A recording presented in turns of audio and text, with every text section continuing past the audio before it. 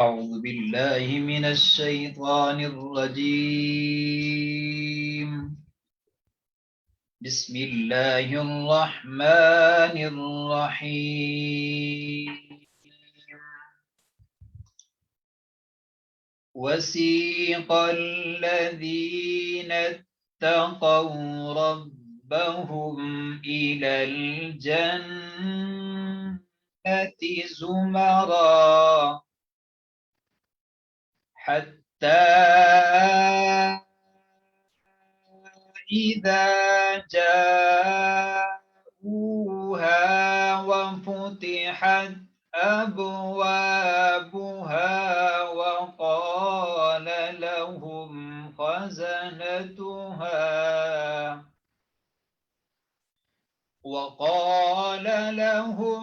حزنتها سلام عليكم طبتم فادخلوها خالدين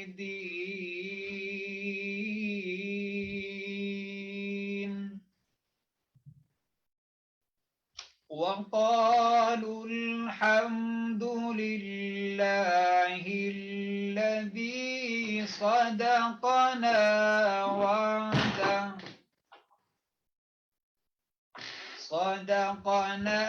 وعده وأورثنا الأرض نتبوأ من الجنة حيث نشاء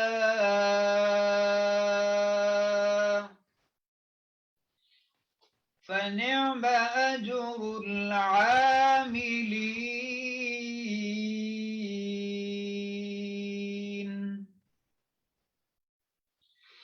وترى الملائكة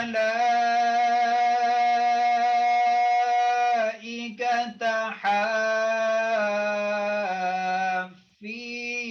من حول العرش يسبحون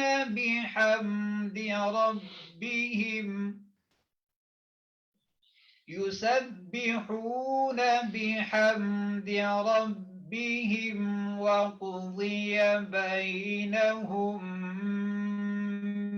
بالحق وقيل الحمد لله رب العالمين صدق الله العظيم.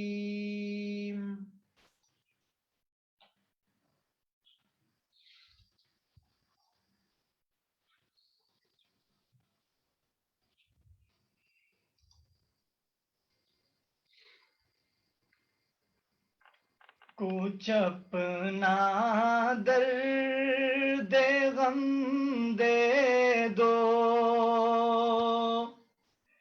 کہ ہم دل شاد ہو جائیں کچھ اپنا درد غم دے دو کہ ہم دل شاد ہو جائیں کچھ اپنا درد غم دے دو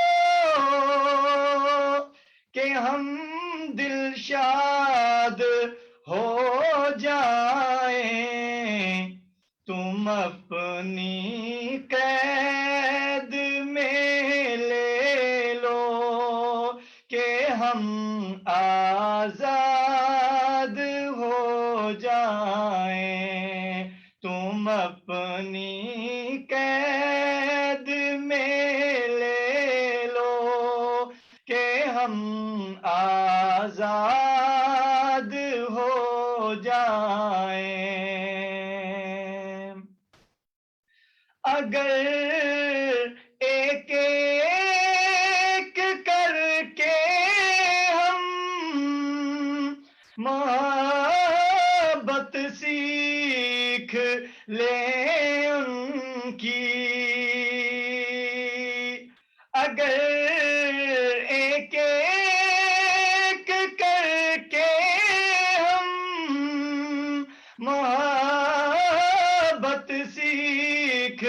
لیں ان کی تو رفتہ رفتہ الفت کے نگر آباد ہو جائیں، تو رفتہ رفتہ الفت کے نگر آباد ہو جائیں، تم اپنی قید میں لے لو کہ ہم آزاد ہو جائیں،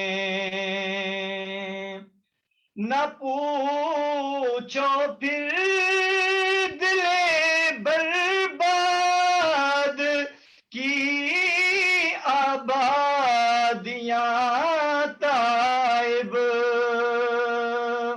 نہ پوچھو پھر دل برباد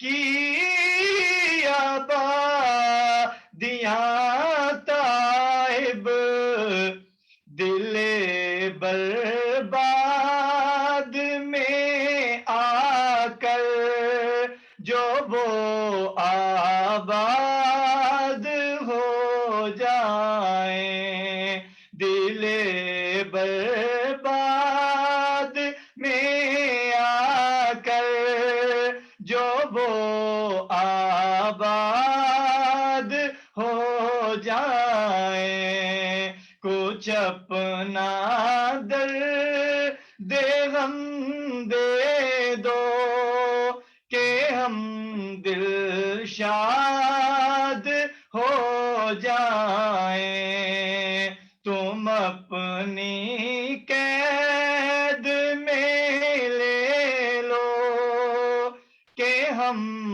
آزاد ہو جائیں، کرامت یہ نہیں جانے سخن کی گر تو پھر کیا ہے، کرامت یہ نہیں جانے سخن کی گر تو پھر کیا ہے کہ گونگے بھی وہاں کے صاحب ارشاد ہو جائیں، کہ گونگے بھی وہاں کے صاحب ارشاد ہو جائیں، کچھ اپنا درد غم دے دو کہ ہم دل شاد ہو جائیں، تم اپنی قید میں لے لو کہ ہم آزاد ہو جائیں۔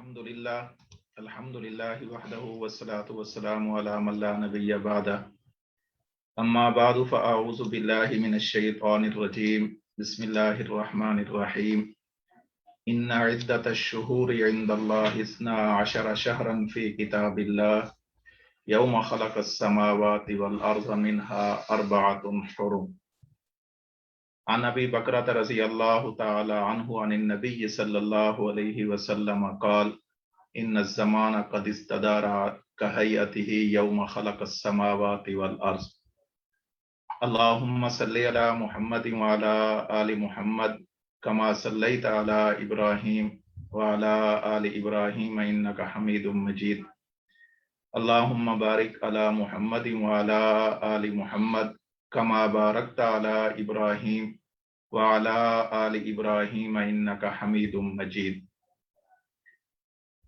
اللہ رب العزت نے قرآن کریم میں یہ بات ارشاد فرمائی ہے کہ جب سے میں نے آسمان و زمین کو پیدا کیا ہے اس وقت سے مہینوں کی تعداد 12 مقرر کی ہے۔ منہا 4 حرم، ان میں سے 4 مہینے ایسے ہیں کہ جو قابل احترام ہیں، انہی 4 میں سے ایک مہینہ محرم کا بھی ہے۔ اسی مہینے سے ہمارے اسلامی سال کا آغاز ہوتا ہے، اہل اسلام نئے سال کا استقبال کرتے ہیں۔ یہاں یہ بات ہمیں دیکھنی چاہیے کہ استقبال کے حوالے سے 2 طرح کے طرز عمل ہمارے سامنے آتے ہیں۔ جب سنہ عیسوی شروع ہوتا ہے اس وقت ہیپی نیو ایئر یا نیو ایئر نائٹ کے نام سے ایک جشن منایا جاتا ہے، اور اس میں ہمارے بعض مسلمان بھی شریک ہوتے ہیں، ایک دوسرے کو مبارکباد دی جا رہی ہوتی ہے کہ نیا سال مبارک ہو۔ عجیب بات یہ ہے کہ مبارک بھی دے رہے ہیں، یعنی ایک دوسرے کے لیے برکت کی دعائیں بھی مانگ رہے ہیں، لیکن کام وہ کر رہے ہیں کہ جن سے برکت اٹھ جاتی ہے، کام وہ کر رہے ہیں کہ جو اللہ کی ناراضگی کا سبب بنتے ہیں۔ جب نیا سال آتا ہے تو اس وقت گانا بجانا، گول گپاڑا اور مخلوط قسم کے اجتماعات، شراب نوشی، ناجائز جنسی ملاپ، یہ سارے گناہ بھی ہو رہے ہوتے ہیں، اور اس کے ساتھ ساتھ سب سے بڑا جو گناہ ہے اسراف، فضول خرچی، وہ بھی بڑے زور شور سے کیا جا رہا ہوتا ہے۔ لیکن جب اسلامی سال شروع ہوتا ہے، اسلامی سال کے شروع ہونے میں اہل اسلام کے لیے اللہ کے نبی صلی اللہ علیہ وسلم کی جو تعلیمات ہیں وہ بڑی روشن اور واضح ہیں۔ اس موقع پر اللہ کے نبی صلی اللہ علیہ وسلم نے صحابہ کرام کی جو تربیت فرمائی ہے، صحابہ کرام کا جو طرز عمل ہمیں ملتا ہے وہ یہ ہے کہ معجم اوسط طبرانی میں یہ روایت موجود ہے کہ صحابہ کرام جب نیا سال شروع ہوتا، اسلامی سال شروع ہوتا، تو ایک دوسرے کو یہ دعا سکھلاتے تھے، اللہم ادخلہ علینا بالامن والایمان والسلامت والاسلام ورضوان من الرحمن وجوار من الشیطان۔ معنی کیا ہے؟ معنی یہ ہے، اے اللہ اس آنے والے سال کو ہمارے حق کے اندر امن و ایمان والا، سلامتی و اسلام والا بنا، جس میں آپ کی رضا، خوشنودی ہو اور شیطان سے حفاظت اور پناہ ہو۔ یہ ہوتا ہے، اور صحابہ کرام اس کا اہتمام فرمایا کرتے تھے۔ حضرات صحابہ کرام رضوان اللہ تعالی علیہم اجمعین اس موقع پر یہ دعا مانگتے۔ اب دیکھیں، سال شروع ہو رہا ہے، اور سال کے شروع ہوتے ہی سب سے پہلے بنیادی طور پر جس چیز کو اللہ سے مانگا جا رہا ہے وہ امن ہے۔ اس وقت پوری دنیا کا سب سے بڑا مسئلہ امن ہے، اور اسلام سب سے پہلے اسی امن کی بات کرتا ہے۔ امن، ایمان، سلامتی، اسلام، یہ ساری چیزیں آپس میں لازم اور ملزوم ہیں۔ امن تبھی ہوگا جب ایمان ہوگا، سلامتی تبھی ہوگی جب اسلام ہوگا، اور جب امن بھی آ جائے، ایمان بھی ہو، سلامتی بھی ہو، اسلام بھی ہو، تو یہ چیزیں ایسی ہیں ورضوان من الرحمن جو اللہ کی رضا کو کھینچ کر لاتے ہیں، اللہ کی رضا آ جاتی ہے۔ اور اس موقع پر بھی شیطان سے حفاظت کی دعا سکھائی گئی ہے کہ اس سے حفاظت کی دعا مانگو اللہ سے۔ کیوں؟ اس لیے کہ شیطان کا کام ہے کہ ہر نیکی کے کام میں رکاوٹ ڈالے، ہر نیکی کے کام کے اندر روڑے اٹکائے۔ اس لیے کہا گیا ہے وَجِوَارٍ مِّنَ الشَّیطان، اللہ ہمارے اس سال کو شیطان سے محفوظ فرما، یعنی شیطان ہمارے راستوں کے اندر، خیر کے کاموں کے اندر رکاوٹ نہ بنے۔ ایک تو اس موقع پر یہ کام کرنا ہے کہ نئے سال کی دعا یاد کرنی ہے۔ میں ایک دفعہ پھر پڑھ دیتا ہوں، آپ میں سے جو حضرات سن رہے ہیں وہ اس کو اگر لکھنا چاہیں لکھ لیں۔ اللہم ادخلہ علینا بالامن والایمان والسلامت والاسلام ورضوان من الرحمن وجوار من الشیطان، یہ دعا مانگنی ہے۔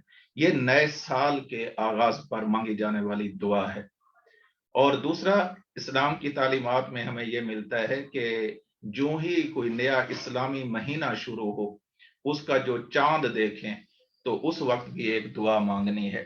وہ دعا بھی میں آپ حضرات کے سامنے پڑھ دیتا ہوں، اسے ذرا توجہ سے سن لیں۔ اللہم احلہ علینا بالیمن والایمان والسلامت والاسلام ربی وربک اللہ۔ اللہم احلہ علینا بالیمن والایمان والسلامت والاسلام ربی وربک اللہ۔ تو یہ جو نیا سال شروع ہو رہا ہے، اس موقع پر ہم نے دو دعائیں مانگنی ہیں، ایک نئے سال کے آغاز کے لیے اور دوسری جب محرم کا چاند نظر آئے گا، کیونکہ یہ جو بعد میں نے ابھی دعا پڑھی ہے، یہ والی ہر اسلامی مہینے کا چاند دیکھے وقت یہ دعا مانگی جاتی ہے۔ اللہم احلہ علینا بالیمن والایمان والسلامت والاسلام ربی وربک اللہ۔ اے اللہ اس چاند کو ہمارے لیے برکت والا بنا، ایمان کی مضبوطی والا بنا، سلامتی اور اسلام والا بنا، جو میرا بھی رب ہے اور اس چاند کا بھی رب ہے۔ یہ دعا مانگی جاتی ہے۔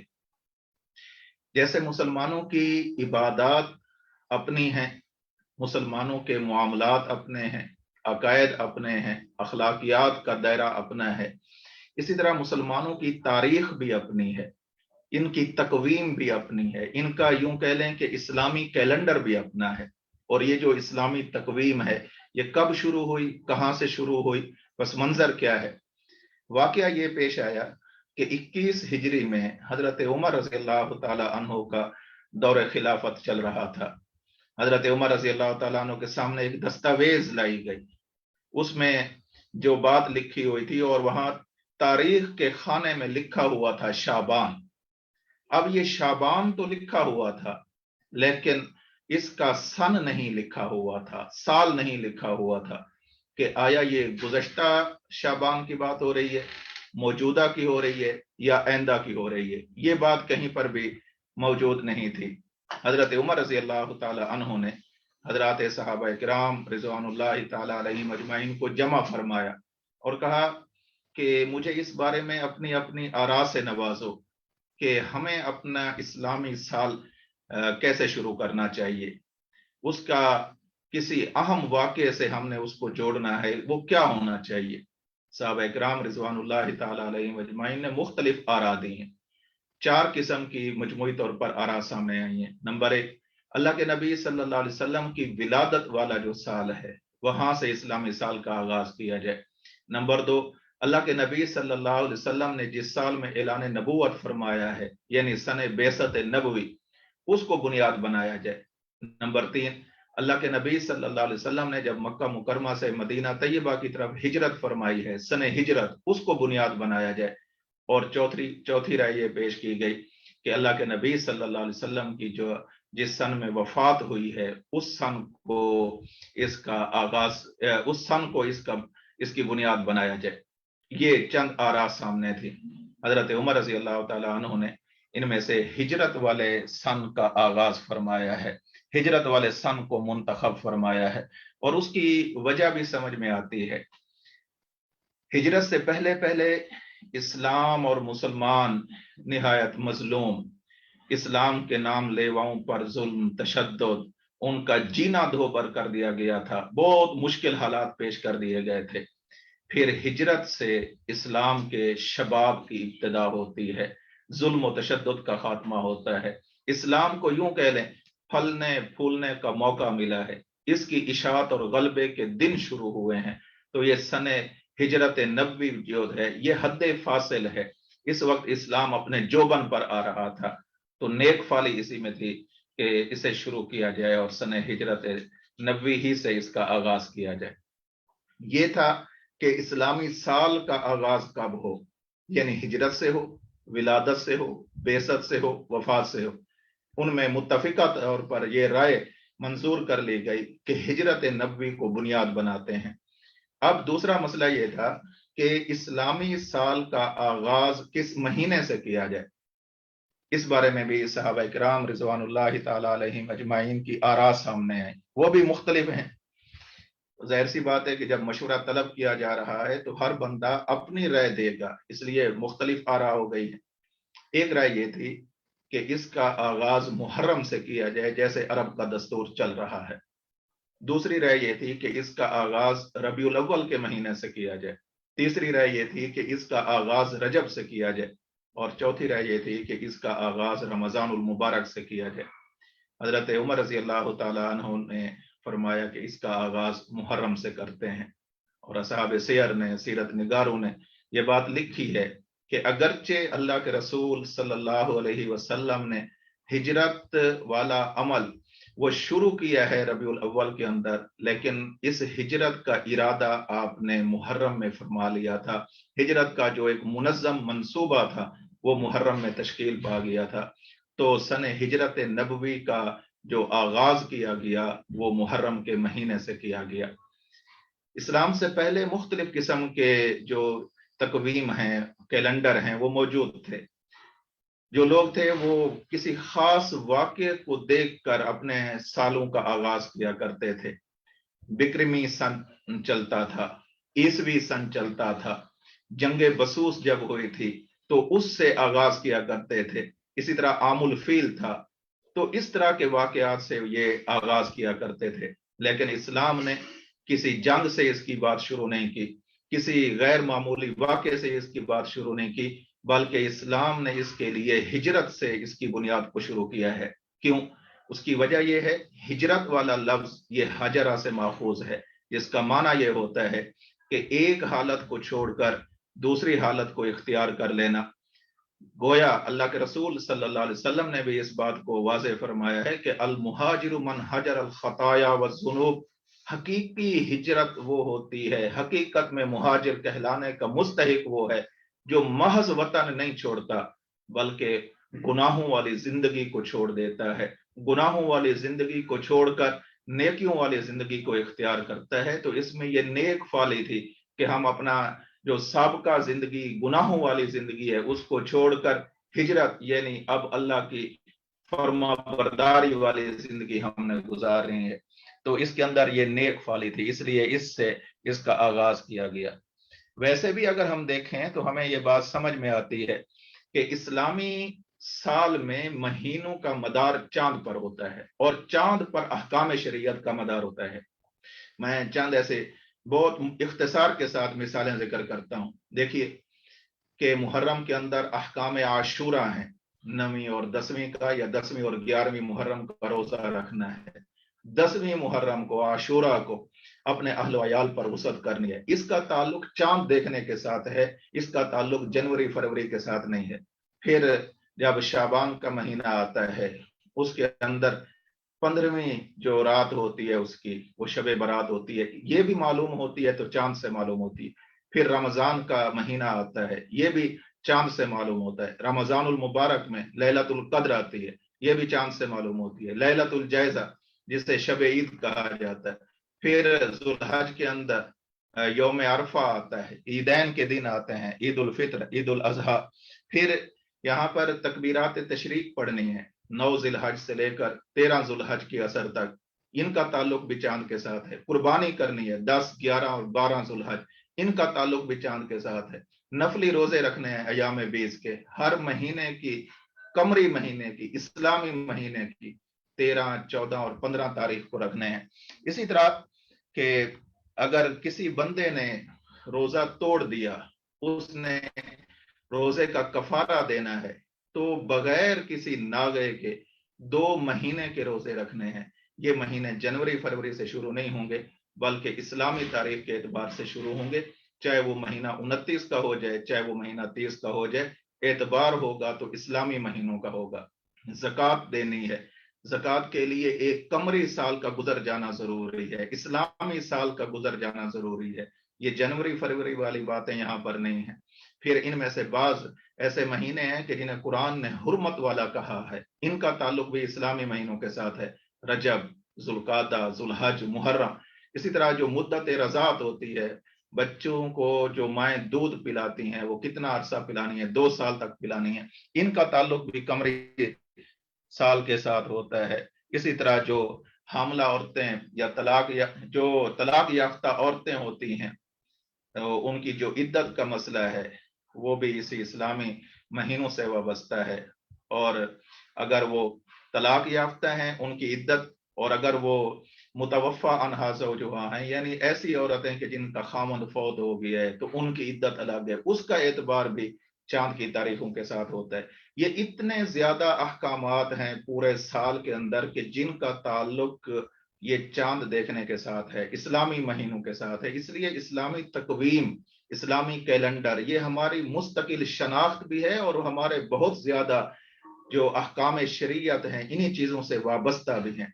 इसलिए हमें पता होना चाहिए। और फुकहा ने ये मसला लिखा है कि अगर किसी इलाके में किसी एक बंदे को भी इस्लामी तारीख का पता ना हो, तो वो पूरे इलाके वाले गुनाहगार होंगे। ये इस तारीख को याद रखना, ये फर्ज अलल किफाया है, किसी एक को याद होना चाहिए। और अगर सब लोग इसको भूल बैठे तो वो सारे के सारे गुनाहगार होंगे। अब उसके बाद इस्लामी साल में 3 चीजें बतौर खास मलहूज होती हैं। नंबर 1, इस्लामी साल के बारे में नजरिया, यानी जो जो महीने आते जाएंगे उसके बारे में नजरिया क्या है। नंबर 2, इस्लामी साल के अंदर जो महीने हैं उनके बारे में तालीमात कौन सी हैं। और नंबर 3, उनके अंदर शख्सियात का तारुफ कैसे कराना है। नजरियात के अल्लाह रब्बुल इज्जत ने इस्लामी साल के अंदर बाज महीनों को काबिल एहतराम बनाया है। मैंने अभी बात की, कुरान करीम की आयत पढ़ी है, हदीस मुबारक मैंने तिलावत की है। जुल्कादा, जुलहज, मुहर्रम, ये आपस में एक दूसरे के साथ मिले हुए हैं, और रजब, इन्हें काबिल एहतराम बनाया गया है। और बाज दिनों को इबादत के दिन मुकर्रर किया गया है, जैसे आशूरा है, ईदैन है, कुर्बानी है, रोजे हैं, हज है वगैरह। तो ये इस्लामी हमारा नजरिया है कि इनमें से बाज काबिल एहतराम है, बाज का ताल्लुक इबादत के साथ है। नंबर 2, इस्लामी साल में तालीमात कैसी होनी चाहिए, यानी जितनी इबादत हैं उनको शरीयत के हुक्म के मुताबिक अदा करना है ये। और शख्सियात के बारे में पहली बात ये याद रखनी चाहिए कि वो हमारे मोहसिन हैं। जो इस्लामी शख्सियात वो हमारे मोहसिन हैं। हजरात सहाबा इकराम रिज़वानुल्लाहि ताला अलैहिम अजमईन, हजरात अहले बैत रिज़वानुल्लाहि ताला अलैहिम अजमईन, हजरात ताबीन, तबा ताबीन, और हजरात फुकहा, मुज्तहिदीन, मुफस्सिरीन, मुहद्दिसीन, जितनी भी मुख्तदर शख्सियात गुजरी हैं, ये हमारे मोहसिन हैं। अपने मोहसिनों का तज़किरा करते रहना चाहिए। नंबर 2, ये ऐसे मुकद्दस लोग हैं कि इनके तज़किरा करने से अल्लाह की रहमत मुतवज्जे होती है। इसलिए जिन शख्सियात का इन दिनों के अंदर कोई वाकया पेश आया है, उन शख्सियात का तज़किरा करने से अल्लाह की रहमत हमारे ऊपर आएगी, इसलिए भी जरूरी है। तीसरी चीज कि हमारी नस्ल नौ को, नई नस्ल को, न्यू जनरेशन को इन शख्सियात का तारुफ होना चाहिए कि असल में हमारे आइडियल कौन लोग हैं। आज आप देख लें, हमारे मुसलमानों के बच्चे हैं, अगर ये अपना हीरो समझते हैं, अपने लिए आइडियल समझते हैं, तो कोई क्रिकेट वालों को समझ रहा है, कोई फिल्म वालों को समझ रहा है, कोई ड्रामे वालों को समझ रहा है, कोई किसी और को समझ रहा है, कोई किसी और को। शख्सियात का तज़किरा इसलिए जरूरी है ताकि मालूम हो जाए कि हमारी मुक़्तदर शख्सियात कौन कौन सी हैं, हमारी आइडियल शख्सियात कौन कौन सी हैं। और नंबर 4, कुरान करीम में अल्लाह रब्बुल इज्जत इरशाद फरमाते हैं, वकुल्लन नकुस्सु अलैका मिन अंबाइर रुसुल मा नुसब्बितु बिही फुआदक, ऐ पैगंबर हमने आपके सामने रसूलों की खबरों को बयान किया है और वजह यह है नुसब्बितु बिही फुआदक, इनका तज़किरा इसलिए कर दिया कि इनके तज़किरे से आपका दिल मजबूत होगा, आपके लिए इनके तज़किरे में तसल्ली का सामान मौजूद है कि मुझसे पहले भी अंबिया आए, उन पर भी हालात आए हैं, मुझ पर भी आ रहे हैं। जब किसी चीज के अंदर बंदा अपने साथ किसी और को शरीक पा लेता है तो दुख गम ये कम हो जाता है। इसलिए रसूल के दिल की मजबूती के लिए, यानी मासूम के दिल की मजबूती के लिए मासूमीन का तज़किरा है, यानी रसूलों का तज़किरा किया गया। और हम उम्मती हैं, हम गैर मासूम हैं, तो गैर मासूम लोगों के दिल को मजबूत करने के लिए गैर मासूमीन का तज़किरा होगा। इसलिए हम हजरात सहाबा किराम रिज़वानुल्लाहि तआला अलैहिम अजमाइन का तज़किरा करते हैं, हजरात फुक़हा का तज़किरा करते हैं, हजरात ताबईन का करते हैं, नबी के खानदान का करते हैं, नबी के घराने का करते हैं, नबी के याराने का करते हैं, नबी की आल औलाद अजवाज बनात सबका तज़किरा करते हैं, इसलिए कि वो हमारे मोहसिन भी हैं, उनके तज़किरे से रहमतें भी नाजिल होती हैं, नस्ल नौ को उनसे मुतारफ भी कराया जाता है। और कुरान करीम के इस उसूल के मुताबिक इनके तज़किरे से हमारे दिल भी मजबूत होते हैं। तो इस्लामी साल के आगाज में हमें पहला काम ये करना है कि इसको सुन्नत के मुताबिक शुरू करना है, दुआएं मांग कर शुरू करना है। नंबर 2, साबका जो जिंदगी गुजरी है उसका मुहासबा करना है कि वो हमारी जिंदगी कैसी गुजरी है। अगर तो वो अल्लाह की याद में गुजरी है, अल्लाह के हुक्म के मुताबिक गुजरी है, उस पर अल्लाह का शुक्र अदा करना चाहिए। और अगर वो अल्लाह की नाफरमानी में गुजरी है तो इससे तौबा और इस्तिगफार करना चाहिए। अल्लाह रब्बुल इज्जत हमें अमल की तौफीक अता फरमाए।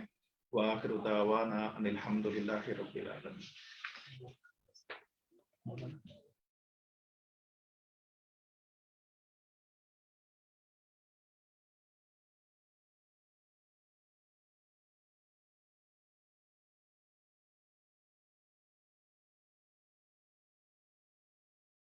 मुहर्रम के हवाले से बहुत अहम गुफ्तगू फरमाएंगे। मौलाना मोहम्मद नवाज हुज़ैफी साहब ज़ीद मजदू यहाँ मौजूद हैं। अभी वो आपके सामने मुहर्रम के हवाले से बहुत अहम गुफ्तगू फरमाएंगे। सब हज़रात तवज्जो और दिल जमे के साथ उनकी गुफ्तगू को सिमात फरमाएं। मौलाना मोहम्मद नवाज हुज़ैफी साहब दामत बरकातहू। कोई इन्ने बंदे को बोलने नहीं दे हैं। काली स्क्रीन आ गई है, बस उन्होंने मैसेज किया होना वा, सेट कर यार। अस्सलाम वालेकुम वरहमतुल्लाहि टाइम वबरकातुहू। दिखा।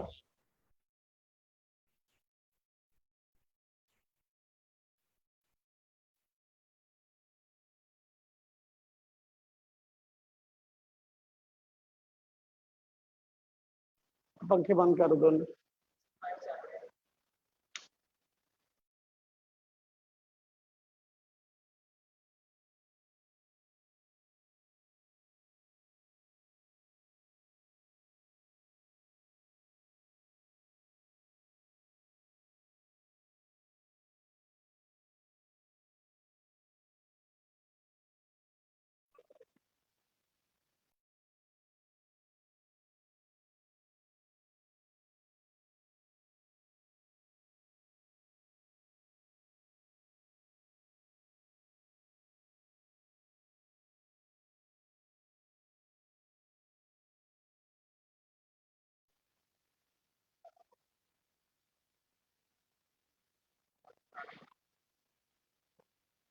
अल्हम्दुलिल्लाह अल्हम्दुलिल्लाहि वकफ़ा वस्सलातु वस्सलामु अला मन ला नबिय्य बअदा।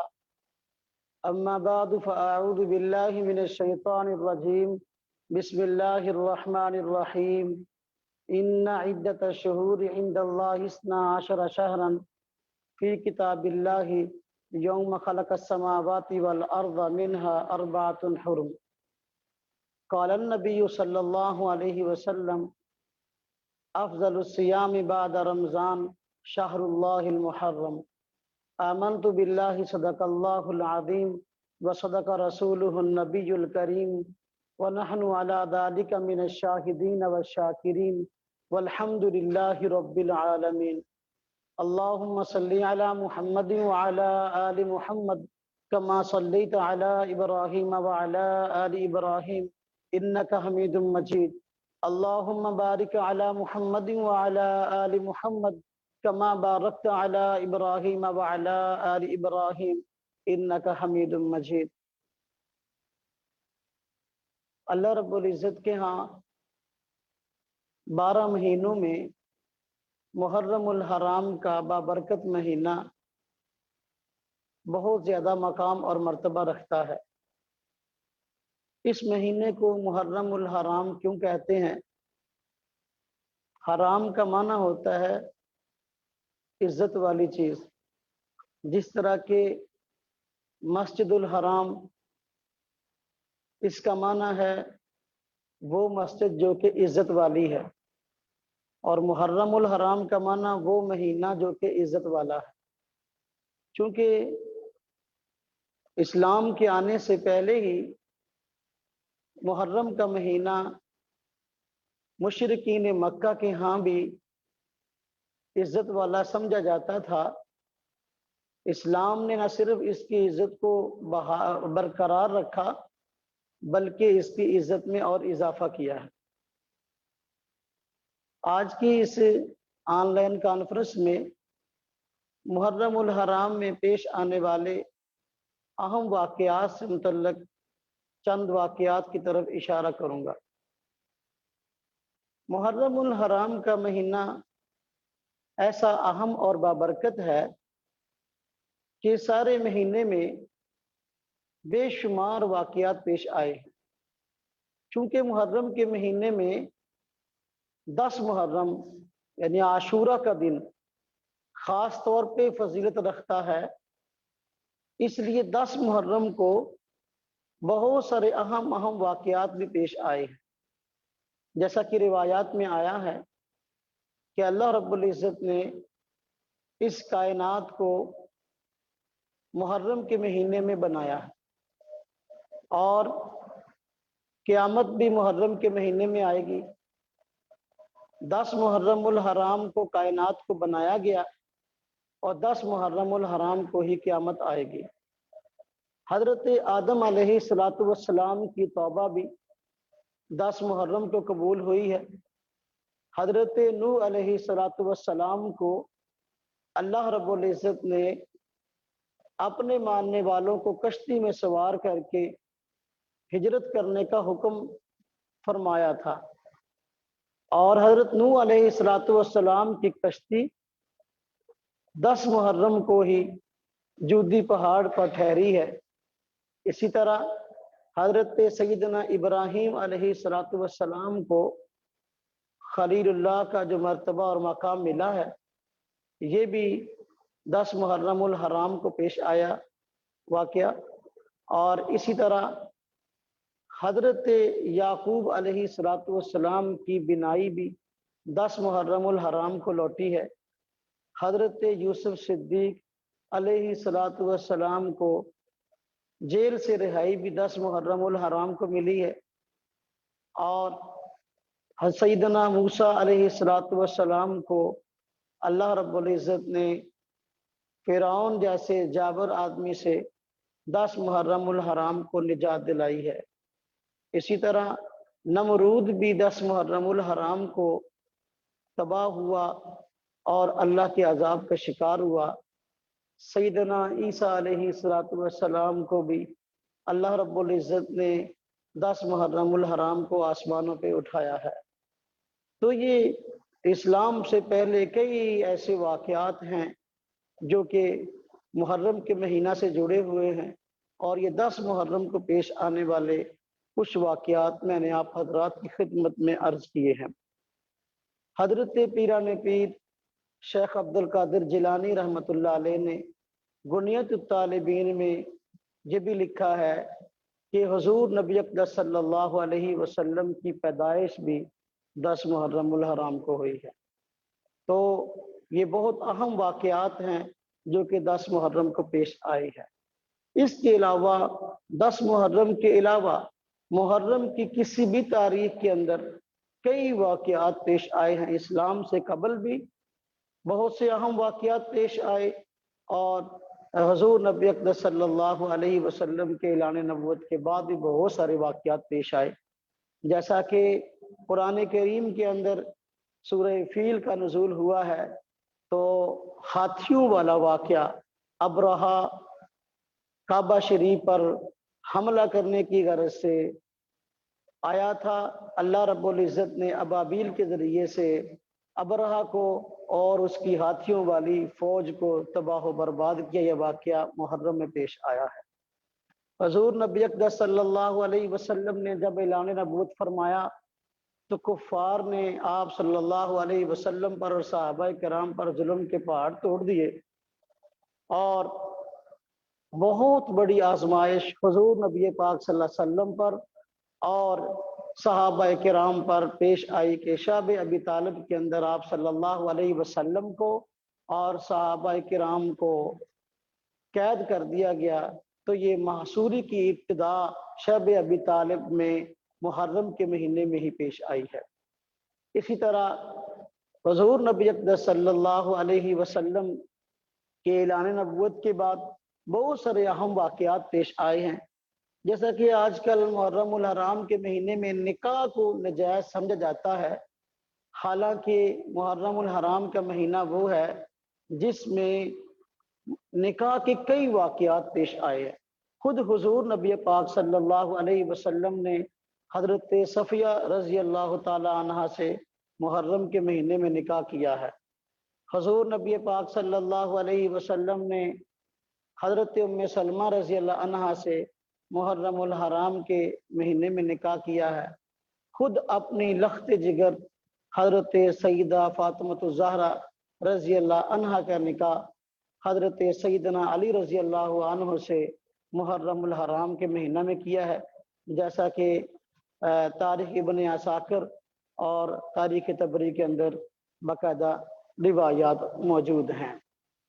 اور اسی طرح حضور نبی پاک صلی اللہ علیہ وسلم نے اپنی دوسری بیٹی حضرت سیدہ ام کلثوم رضی اللہ عنہا کا نکاح حضرت سیدنا عثمان رضی اللہ عنہ سے محرم الحرام کے مہینہ میں کیا ہے۔ اس لیے جب اتنے نکاح ہوئے ہیں، خود میدان کربلا میں حضرت حسین رضی اللہ تعالی عنہ نے خود حضرت حسن رضی اللہ تعالی عنہ کا نکاح، حسن رضی اللہ عنہ کے بیٹے کا نکاح جو ہے وہ میدان کربلا میں کیا ہے، ظاہر بات محرم کا مہینہ تھا۔ تو یہ کہنا کہ محرم کے مہینے میں نکاح ٹھیک نہیں ہے، یہ بات بالکل غلط ہے۔ کئی نکاح کے واقعات محرم الحرام کے مہینہ میں پیش آئے ہیں۔ اس کے علاوہ اور بڑے بڑے واقعات محرم الحرام کے مہینہ میں پیش آئے ہیں، جیسا کہ غزوہ خیبر محرم الحرام کے مہینہ میں ہوا ہے اور اللہ رب العزت نے مسلمانوں کو فتح عطا فرمائی۔ حضرت علی رضی اللہ تعالیٰ عنہ کی صلاحیت خاص طور پہ بروئے کار جو ہے وہ آئی ہیں۔ اللہ رب العزت نے اس موقع پر ایک تو گدھے کے گوشت کو حرام قرار دیا اور دوسرا متع کو ہمیشہ کے لیے حرام قرار دیا۔ تو غزوہ خیبر محرم کے مہینہ میں ہوا اور متع بھی محرم کے مہینہ میں حرام قرار دیا گیا۔ عجیب بات ہے کہ محرم کے مہینہ میں متع حرام قرار دیا گیا اور محرم کا مہینہ ہے وہ جس میں متع آج بہت زیادہ ہوتا ہے، اللہ پاک معاف فرمائے۔ اسی طرح محرم الحرام کے مہینہ میں کئی بڑی بڑی شخصیات کا انتقال ہوا ہے۔ اس میں جیسا کہ حضرت سیدنا عمر فاروق رضی اللہ تعالیٰ عنہ کی شخصیت ہے، آپ کی شہادت یکم محرم الحرام کو ہے۔ حضرت سیدنا حسین رضی اللہ عنہ ان کی شہادت ہے 10 محرم الحرام کو ہوئی ہے۔ اس کے علاوہ اور کئی صحابہ کرام اور امت مسلمہ کی کئی مقتدر شخصیات ایسی ہیں جن کا انتقال وہ محرم الحرام کے مہینہ میں ہوا ہے، جیسا کہ حضرت عمر رضی اللہ عنہ کی شہادت یکم محرم الحرام کو ہوئی ہے۔ آپ کے بیٹے حضرت سیدنا عبداللہ بن عمر رضی اللہ عنہ کی وفات بھی محرم الحرام کے مہینہ میں ہوئی ہے۔ اور اسی طرح عشرہ مبشرہ میں صحابی حضرت ابو عبیدہ بن جراح جن کو حضور نبی پاک صلی اللہ علیہ وسلم نے امین الامت کا لقب ارشاد فرمایا تھا اور عطا فرمایا تھا، تو ان کی وفات بھی محرم الحرام کے مہینہ میں ہوئی ہے۔ عشرہ مبشرہ میں حضرت سعد بن ابی وقاص فاتح قادسیہ ان کی وفات بھی محرم الحرام کے مہینہ میں ہوئی ہے۔ مشہور صحابی رسول حضرت سمرہ بن جندب رضی اللہ عنہ کی وفات محرم الحرام کے مہینہ میں ہوئی ہے۔ اور اس کے علاوہ تاریخ میں آپ دیکھیں امام جعفر الطحاوی رحمہ اللہ جو بہت بڑے علم کے پہاڑ تھے، ان کی وفات محرم الحرام کے مہینہ میں ہوئی۔ حضرت شاہ ولی اللہ رحمۃ اللہ علیہ اور حضرت گنج بخش رحمۃ اللہ علیہ، ان کی وفات بھی محرم الحرام کے مہینہ میں ہوئی ہے۔ تو کئی مقتدر شخصیات کی وفات ان مہینوں میں ہوئی ہے۔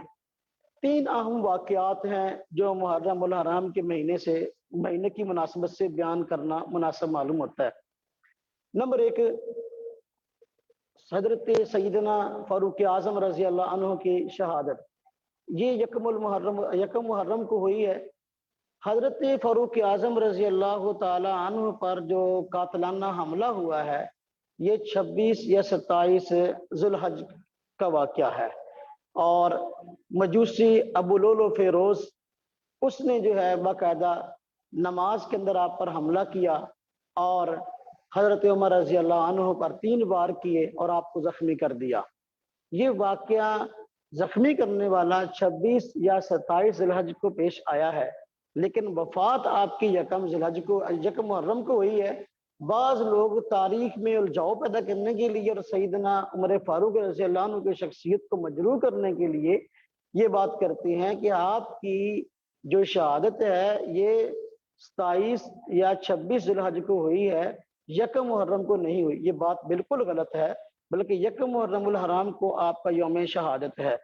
تو یہ اسلامی سال کا آغاز ہے، اس سے اس بات کی طرف اشارہ ہے کہ بھئی اسلام قربانی کا تقاضا کرتا ہے۔ اسلامی سال کا پہلا دن ہی جو ہے وہ حضرت عمر فاروق رضی اللہ عنہ کی قربانی یاد دلاتا ہے۔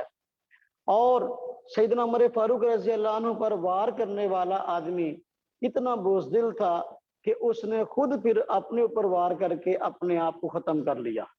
تو یہ ایران کا باشندہ تھا اور ایرانیوں کا جاسوس تھا، اور ایرانی حضرات اس وقت سے حضرت سیدنا عمر فاروق رضی اللہ تعالی عنہ کے مخالف تھے، چونکہ آپ نے ایران کو فتح کیا تھا۔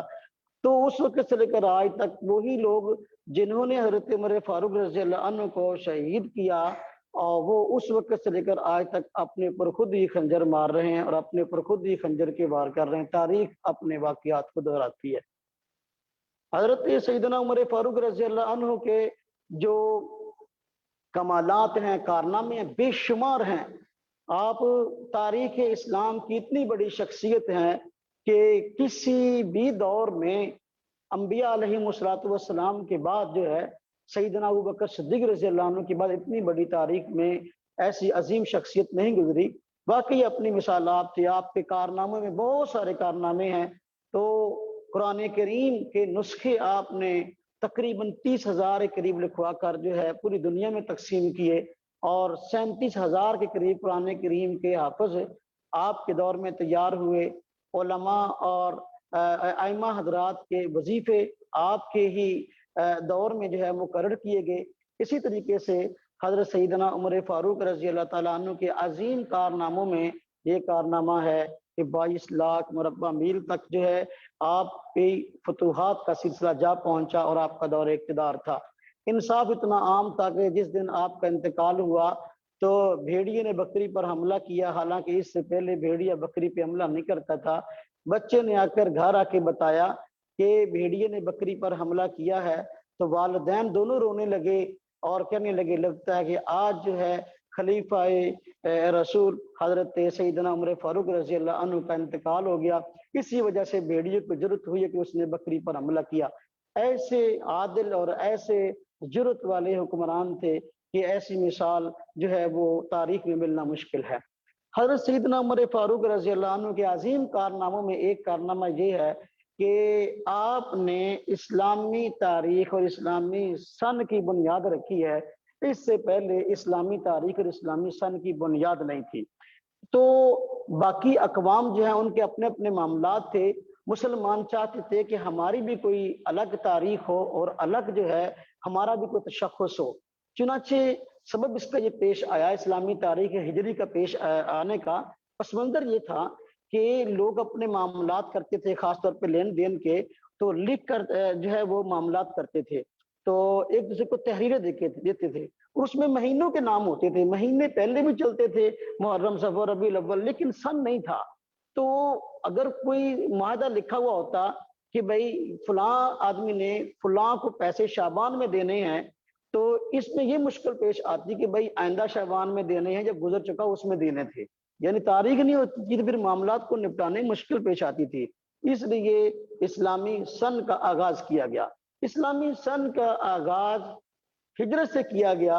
کیوں؟ حالانکہ اور بھی اسلام میں بڑے بڑے واقعات پیش آئے ہیں، ان کو پیش نظر نہیں رکھا گیا۔ حضور نبی پاک صلی اللہ علیہ وسلم کی پیدائش کا دن، اس کو اسلامی سن کا آغاز نہیں قرار دیا گیا۔ جس دن حضور نبی پاک صلی اللہ علیہ وسلم نے اعلان نبوت فرمایا، حالانکہ بڑا عظیم دن تھا، لیکن اس کو اسلامی سن کا آغاز نہیں بتایا گیا۔ اور جس دن مکہ فتح ہوا، مسلمانوں کے لیے عظیم دن تھا، تو اس دن کو بھی اپنا نہیں قرار دیا گیا تاریخ کا آغاز۔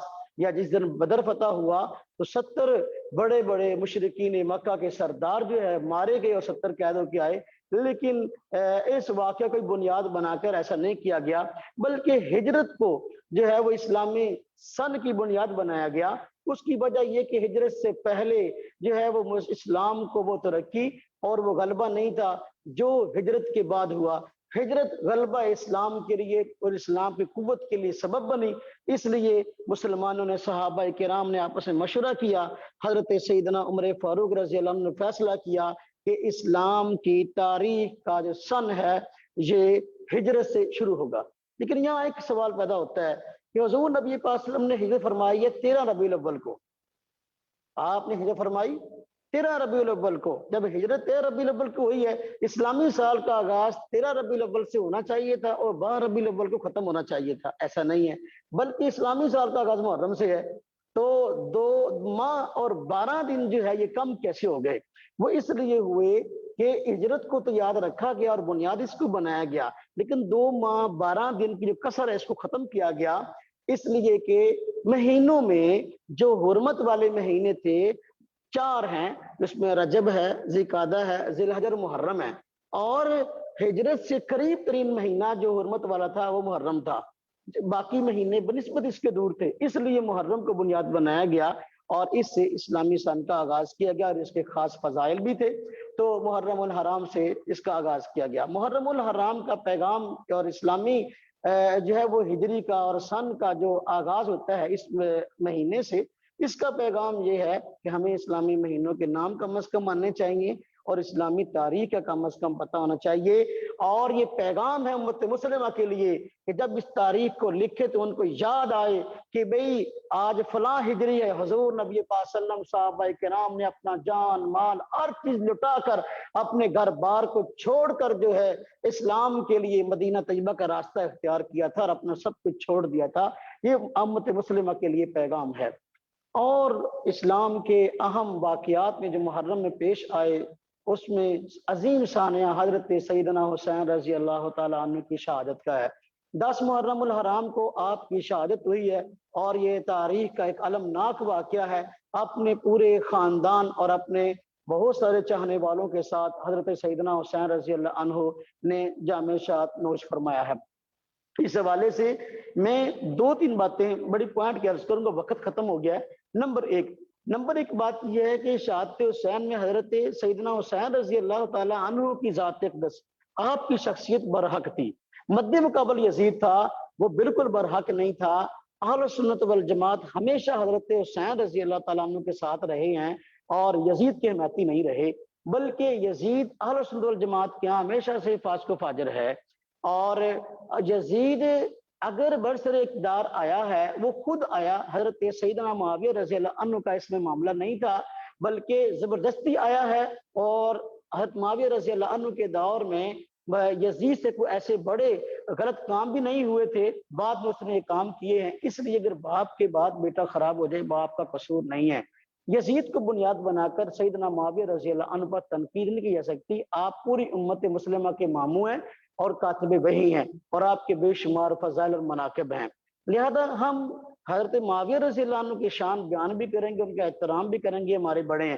لیکن یزید کے مقابلہ میں حضرت سیدنا حسین رضی اللہ عنہ ہیں، تو حضرت حسین رضی اللہ عنہ ہمارے سر کا تاج ہیں، آپ صحابی رسول ہیں، آپ کا نام لے کر حضور نبی پاک صلی اللہ علیہ وسلم نے جنتی فرمایا ہے آپ کو، اور یزید کا نام لے کر کہیں بھی آپ کو جنتی نہیں فرمایا گیا، بلکہ جو ہے حضور نبی پاک صلی اللہ علیہ وسلم فرمایا الحسن والحسین سیدہ شباب اہل الجنہ، اس لیے حضرت حسین رضی اللہ تعالی عنہ جو ہیں وہ جنتی ہیں، اور حضرت حسین رضی اللہ عنہ برحق ہیں۔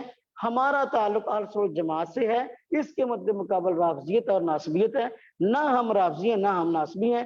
رافضی ہو تو صحابہ کرام اور خلفائے ثلاثہ سمیت کسی پر تنقید کریں، نہ ہم جو ہے ناصبی ہیں کہ اہل بیت علیہم الرضوان کے فضائل اور مناقب کا انکار کریں۔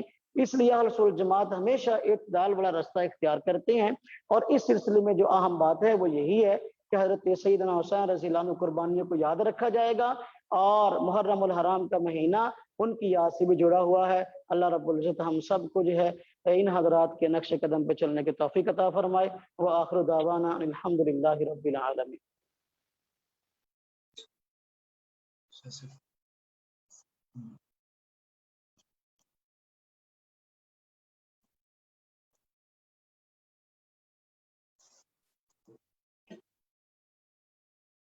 السلام علیکم ورحمۃ اللہ وبرکاتہ۔ وعلیکم السلام ورحمۃ اللہ وبرکاتہ۔ جی شروع کریں۔ جس طرح شروع فرمائیں۔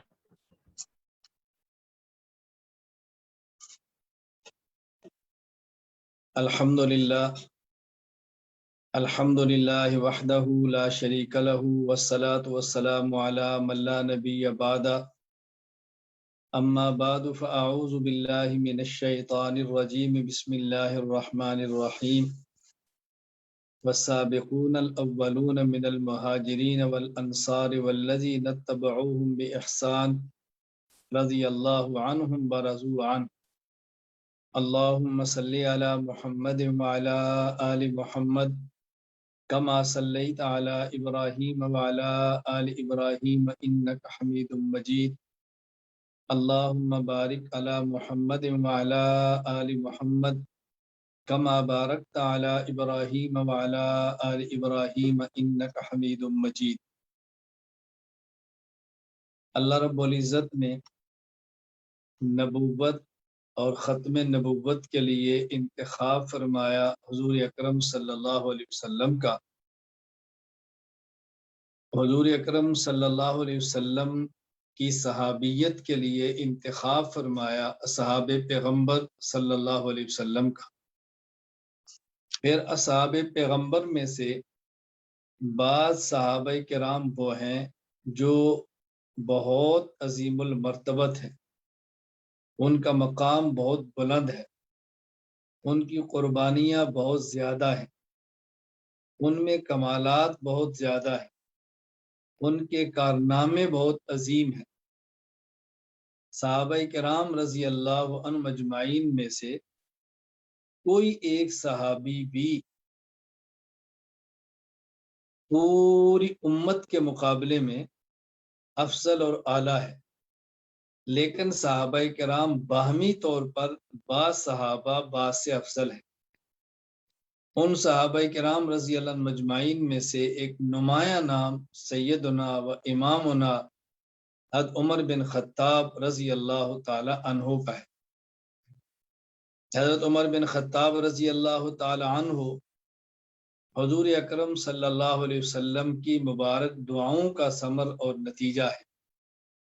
نبی کریم صلی اللہ علیہ وسلم نے دعا مانگی، اللہم اعز الاسلام بأحب الرجلین ہذین الیک بأبی جہل او بعمر بن الخطاب۔ اے اللہ، یہ دو شخص ابو جہل اور عمر بن خطاب، ان میں سے جو آپ کو محبوب ترین ہے اس کے ذریعے اسلام کو عزت اور غلبہ عطا فرما۔ تو رسول اکرم صلی اللہ علیہ وسلم نے اللہ سے مانگا ہے، اور اللہ تعالیٰ نے نبی کریم صلی اللہ علیہ وسلم کو عمر عطا فرمایا ہے۔ امیر شریعت سید عطا اللہ شاہ بخاری انور اللہ مرقدہ سے کسی نے پوچھا کہ شاہ جی عمر اور علی میں کیا فرق ہے؟ اللہ اکبر، شاہ جی عمر اور علی میں کیا فرق ہے؟ حضرت شاہ جی فرمانے لگے عمر مراد مصطفیٰ ہے، علی مرید مصطفیٰ ہے۔ عمر مراد مصطفیٰ ہے، علی مرید مصطفیٰ ہے۔ تو جو مرید اور مراد میں فرق ہے وہ عمر اور علی میں فرق ہے۔ حضرت علی بھی افضل اور اعلیٰ ہے، بہت بڑے آدمی ہیں، لیکن فاروق اعظم رضی اللہ تعالیٰ عنہ کا ایک مقام اور ایک حیثیت ہے۔ تو فاروق اعظم رضی اللہ تعالیٰ عنہ مراد پیغمبر ہے۔ عمر کو اللہ کے نبی نے اللہ سے مانگ کے لیا ہے، اللہ اکبر، اللہ سے مانگ کے لیا ہے، اے اللہ دین کو غالب کرنا ہے تو عمر دے دے۔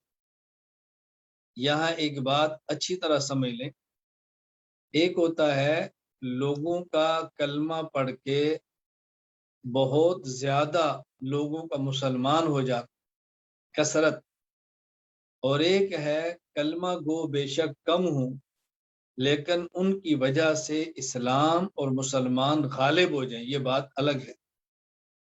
کثرت الگ چیز ہے، غلبہ الگ چیز ہے۔ حضرت عمر رضی اللہ تعالی عنہ کو نبی پاک صلی اللہ علیہ وسلم نے جو مانگا ہے وہ غلبہ اسلام کے لیے مانگا ہے، اسلام کی عزت ناموس کے لیے مانگا ہے۔ معلوم ہوا کہ شریعت میں جو مطلوب ہے، مسلمان زیادہ ہوں یا تھوڑے ہوں یہ بات الگ ہے، لیکن جتنے ہوں شان و شوکت کے ساتھ رہیں، اپنی عزت کے ساتھ رہیں، اپنی روایات کے ساتھ رہیں، اور یاد رکھیں دنیا میں غالب وہی آتا ہے جو اپنی روایات کو چھوڑتا نہیں ہے۔ فاروق اعظم رضی اللہ تعالی عنہ کی سیرت کو سنیں، فاروق اعظم کی سیرت کو اپنائیں، الفاروق اعظم کی سیرت بیان کریں اور سیرت کو اپنی زندگی میں لائیں۔ فاروق اعظم کی غیرت، فاروق اعظم کی دینی حمیت، فاروق اعظم رضی اللہ عنہ کا دبدبہ، فاروق اعظم کا حق والا روب، اس کو اختیار کریں۔ میں سمجھتا ہوں اس بیان کے بعد کئی ایک احباب میسج کریں گے کہ وہ غلبہ ہمیں کیسے مل سکتا ہے، وہ دبدبہ ہم میں کیسے آ سکتا ہے۔ یہ آئے گا جب زندگی عمر والی ہو، کفر کے خلاف مزاج میں شدت ہو، کفر کی طبیعت میں نفرت ہو، اسلام کی دل میں حقانیت ہو اور اسلام پر پختگی کے ساتھ عمل کا جذبہ ہو۔ اپنے نفس کو مٹا دیں، اپنے نفس کو ختم کریں اور شریعت کو اپنے مزاج پہ غالب کریں، تو پھر دیکھنا اللہ کیسے طاقت، قوت، عزت عطا فرماتے ہیں۔ ہم چاہتے ہیں کریں کچھ نہ عزت ملے، کریں کچھ نہ اور غلبہ ملے، کریں کچھ نہ اور طاقت ملے۔ این خیالستو محالستو جنو، این خیالستو محالستو جنو، یہ خیال ہے جو ناممکن ہے اور یہ پاگل پنا ہے، عقل مندوں کے کام یہ نہیں۔ تو فاروق اعظم رضی اللہ تعالی عنہ کو رسول اکرم صلی اللہ علیہ وسلم نے اللہ سے مانگا ہے، اللہ اکبر۔ فاروق اعظم رضی اللہ تعالیٰ عنہ کی سیرت اور سب چیزوں پہ غور کریں، ایسے بات کو گزار نہ دیا کریں، استنباط کا مزاج بنائیں، استخراج کا مزاج بنائیں، دلیل کو پکڑنے کا مزاج بنائیں، اپنی طبیعت میں فقاہت کو غالب کریں۔ میں بہت ساری باتیں اس بنیاد پہ کہہ رہا ہوں کہ میں سمجھتا ہوں آن لائن تخصص فی العقائد الاسلامیہ میں کے شرکاء علماء کرام اس گفتگو کو سماعت فرما رہے ہیں۔ اپنا مزاج بنائیں۔ فاروق اعظم رضی اللہ تعالیٰ عنہ کو پیغمبر نے مانگا تو دعا کیا مانگی؟ اللہم اعز الاسلام باحب الرجلین ہذین الیک، اے اللہ اسلام کو عزت اور غلبہ دے اس شخص کی وجہ سے۔ اللہ اکبر۔ فاروق اعظم آئے ہیں تو غلبہ کیسے ملا ہے؟ حضرت عبداللہ بن مسعود رضی اللہ تعالیٰ عنہ فرمایا کرتے کہ ہم کمزور تھے، لسنا نستطیع ان نصلی فی البیت، بیت اللہ اور خانہ کعبہ میں جا کر نماز پڑھنے کی طاقت نہیں تھی۔ اللہ، جب عمر آئے تو ہم نے خانہ کعبہ میں نمازیں پڑھی۔ یہ ہے اسلام کا غلبہ اور طاقت۔ تعداد تو وہی تھی، کوئی تعداد تو نہیں بدل گئی، لیکن فاروق اعظم آئے اور گرج کے ساتھ خانہ کعبہ میں گئے اور نمازیں پڑھی، مطاف میں گئے ہیں، حرم میں گئے ہیں، مسلمانوں کو لے کر گئے ہیں۔ تو فاروق اعظم رضی اللہ تعالیٰ عنہ کا مزاج اپنائیں۔ اللہم اعزا، یہ دلیل ذہن نشین فرمائے۔ بہت سارے حضرات کو غلط فہمی ہو جاتی ہے، بہت سارے حضرات کو شبہ پڑ جاتا ہے کہ مثال کے طور پہ بات سمجھانے لگا ہوں، بہت سارے حضرات کو شبہ پڑتا ہے کہ دیکھیں ہم اسلام کی دعوت دیتے ہیں، ہم دین کی بات کرتے ہیں، ہماری وجہ سے کتنے لوگ نمازی بنے ہیں، یہ ہم کام کر رہے ہیں، تو یہ کام جہاد سے بھی افضل ہے۔ کیوں؟ اس لیے کہ جہاد سے مقصود ہوتا اسلام کی اشاعت، وہ تو بغیر جہاد کے ہو رہی ہے، ہم تو براہ راست اسلام میں لوگوں کو لا رہے ہیں۔ بات اچھی طرح ذہن نشین فرما لیں۔ اور غلط فہمی کہاں سے لگتی ہے؟ کہتے ہیں جہاد حسن لغیر ہی ہے، جہاد میں تو خون خرابہ ہے، خون بہانا ہے، قتل و غارت ہے، اس میں تو کوئی خوبی نہیں ہے۔ خوبی اس وجہ سے ہے کہ اس وجہ سے ہے کہ اسلام کو اس کی وجہ سے طاقت ملتی ہے، تو ہم ویسے اسلام کو طاقت دے رہے ہیں مسلمان بنا کے، مسلمانوں کو نمازی بنا کے، تو اسلام جہاد سے تو زیادہ محنت ہماری ہو گئی۔ بات اچھی طرح ذہن نشین فرما لیں، جہاد حسن لغیر ہی ہے، یعنی لغیر ہی، وہ غیر کیا ہے؟ وہ غیر کثرت نہیں ہے، وہ غیر اعلیٰ ہے، اعلیٰ کلمت اللہ۔ جہاد اس وجہ سے نہیں ہوتا کہ بہت سارے لوگ کلمہ پڑھ کے مسلمان ہوں، یہ اس وجہ سے ہوتا ہے کہ مسلمان جو ہیں وہ غالب رہیں، قوت میں رہیں، طاقت میں رہیں۔ تو بہت سارے دینی محنتیں اور کام ہیں، ان سے کثرت آ جاتی ہے، اعلیٰ اور غلبہ نہیں آتا۔ تو اللہ کے نبی حضرت عمر کو مانگ رہے ہیں، اللہم اعز الاسلام، اے اللہ یہ شخص آئے گا تو اسلام کو عزت، طاقت، قوت اور غلبہ ملے گا۔ یہ بات اچھی طرح ذہن نشین فرمائے، سمجھنا ضروری ہے اسلام کو اور دین کو۔ اللہ ہمیں بات سمجھنے کی توفیق عطا فرمائے۔ پھر حضرت فاروق اعظم رضی اللہ تعالیٰ عنہ کہ اسلام لانے کا واقعہ تو آپ نے سنا ہے، میرا مقصود واقعہ نہیں، ایک دلیل پیش کرنا ہے کہ فاروق اعظم رضی اللہ تعالیٰ عنہ نکلے ہیں سرکار دو عالم صلی اللہ علیہ وسلم کو قتل کرنے کی نیت سے۔ راستے میں ملاقات ایک صحابی سے ہوتی ہے، پوچھتے ہیں کہاں کا ارادہ ہے؟ میں تو تمہیں پتہ ہے میں چاہتا ہوں حضرت محمد صلی اللہ علیہ وسلم کو قتل کر دوں۔ اس نے کہا گھر کا خیال کرو۔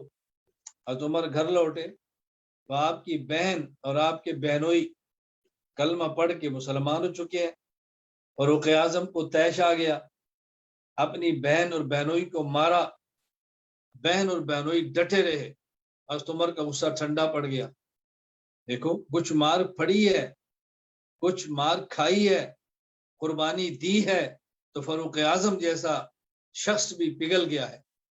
ہم چاہتے ہیں بغیر قربانی دیے لوگ پگھل جائیں، ایسا نہیں ہوتا، ایسا نہیں ہوتا۔ مشقت، قربانی، ہجرت، سفر، بدنامیاں، یہ سب کچھ سہنا پڑتا ہے، پھر فضا بنتی ہے، پھر میدان بنتا ہے۔ تو فاروق اعظم رضی اللہ تعالیٰ نے اپنی بہن سے کہتے ہیں مجھے بھی بتاؤ کیا پڑھ رہی ہو؟ اللہ اکبر۔ بہن کیا کہتی ہے؟ کہتی ہے قم فاغتسل، جاؤ غسل کرو۔ کیوں؟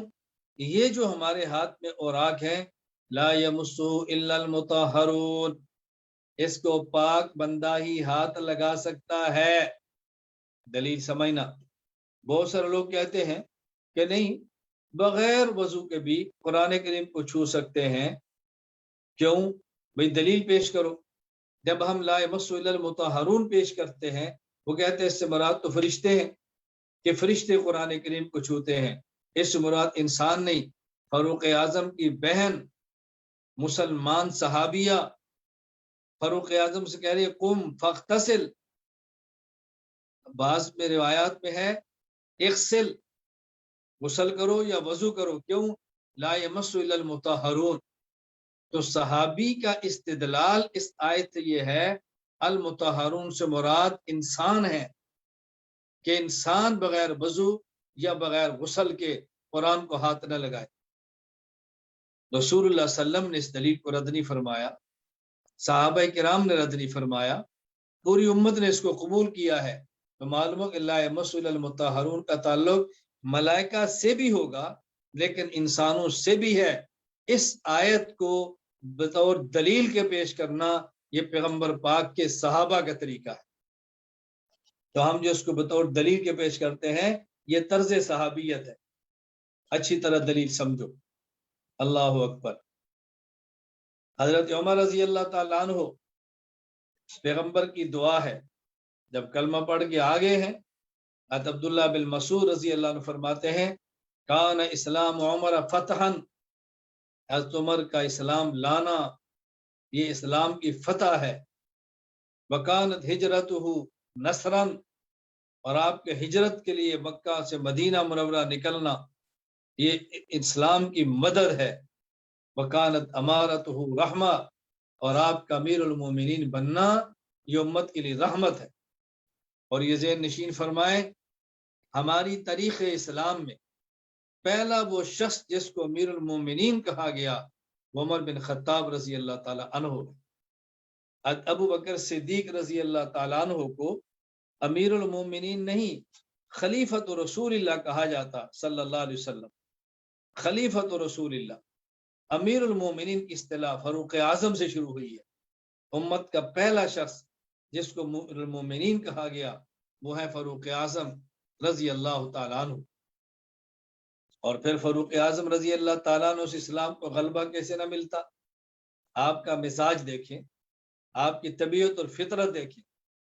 ایک شخص یہودی ہے اور ایک منافق ہے، دونوں رسول اللہ صلی اللہ علیہ وسلم کی خدمت میں جاتے ہیں اپنے ایک مقدمے کا فیصلہ لے کر۔ اللہ کے نبی وہ فیصلہ یہودی کے حق میں فرما دیتے ہیں، منافق یہ سوچ کر کہ فاروق اعظم یہود کے بہت سخت مخالف ہیں، اس کیس کو لے کر حضرت عمر کی خدمت میں جاتا ہے، یہودی سے کہتا ہے کہ ہم یہ فیصلہ فاروق سے کروا لیتے ہیں۔ وہاں گئے، یہودی نے جاتے ہی فاروق اعظم رضی اللہ عنہ سے کہا کہ دیکھو عمر، یہ جو ہمارا مقدمہ آپ کے پاس آیا ہے یہ ہمارا فریق دوسرا شخص پہلے اس مقدمے کو لے کر حضرت محمد کے پاس گئے صلی اللہ علیہ وسلم، انہوں نے فیصلہ میرے حق میں دیا ہے، یہ آپ کے پاس لایا ہے۔ حضرت عمر نے اسے پوچھا یہ بات ٹھیک کہہ رہے؟ ہاں جی ٹھیک کہہ رہے، اور میں ٹھہرو میں ابھی فیصلہ کروں۔ فاروق اعظم گھر سے تلوار لائے اور منافق کی گردن کو کاٹ کے رکھ دیا۔ فرمایا جس پر جو شخص رسول اللہ صلی اللہ علیہ وسلم کے فیصلے پہ راضی نہیں اس کا فیصلہ پھر فاروق کی تلوار کرے گی۔ میں یہودی دوڑتا رسول اللہ صلی اللہ علیہ وسلم کی خدمت میں گیا، حضور عمر نے تو فلاں شخص کو مار دیا، جو کہ منافق تھا، ظاہر کلمہ پڑھتا تھا تو سمجھا مسلمان ہے۔ فاروق اعظم نے فرمایا کہ عمر سے توقع یہ نہیں ہے کہ کسی مسلمان کو مار دے۔ اب تعجب تھا مسلمان کو کیسے مار سکتے ہیں؟ قرآن کی آیت اتری فلا وربک لا یؤمنون حتی یحکموک فیما شجر بینہم۔ اللہ اکبر۔ فلا وربک لا یؤمنون حتی یحکموک فیما بینہم۔ اے پیغمبر تیرے رب کی قسم اٹھا کر میں یہ بات کہہ رہا ہوں، جو شخص تیرے فیصلے پر راضی نہیں وہ مسلمان ہو ہی نہیں سکتا، وہ مومن ہو ہی نہیں سکتا، کہ کوئی مومن نہیں ہے آپ کے فیصلے پر راضی نہیں ہے۔ یہ فاروق اعظم غیرت اور حمیت ہے۔ بتائیں جب مزاج یہ ہوگا تو اسلام کیسے غالب نہیں ہوگا، کفر کیسے نہیں کانپے گا، کیسے نہیں تھر تھرائے گا۔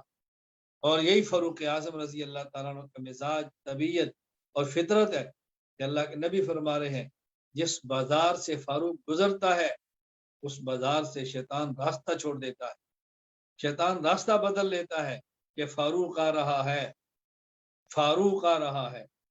بتائیں جس شخص کے مزاج میں یوں اسلام کی غیرت ہوگی تو دین کو تو غلبہ ملے گا۔ میرے دوستو، میرے بھائیوں، میرے بزرگوں، تخصص فی العقائد الاسلامیہ کے شرکاء، میرے شاگردوں، میں آپ سے عرض کروں گا اپنے مزاج میں انسانی اسلامی غیرت پیدا کرے، انسانی اور اسلامی حمیت پیدا کرے، شریعت کو اپنے مزاج کا حصہ بنائیں، شریعت کو مزاج کے مطابق نہ بنائیں، اپنے مزاج کو شریعت کے مطابق بنائیں، اپنے مزاج کو ڈھالیں شریعت کے مطابق۔ تو فاروق اعظم رضی اللہ تعالیٰ عنہ کہ یہ فیصلے ہیں، کیسے اسلام کو طاقت اور غلبہ نہ ملے۔ حضرت عمر بن خطاب رضی اللہ تعالیٰ عنہ، آپ نے سنا ہے فاروق اعظم رضی اللہ تعالیٰ عنہ کے دور میں جب آپ امیر المومنین ہیں، فاروق اعظم رضی اللہ تعالیٰ کے دور میں ایک شخص اپنی بیوی کو طلاق دیتا ہے، اور ایک طلاق نہیں 3 طلاق دیتا ہے۔ فاروق اعظم رضی اللہ عنہ کا فیصلہ تھا کہ 3 طلاق دو تو 3 ہوتی ہے۔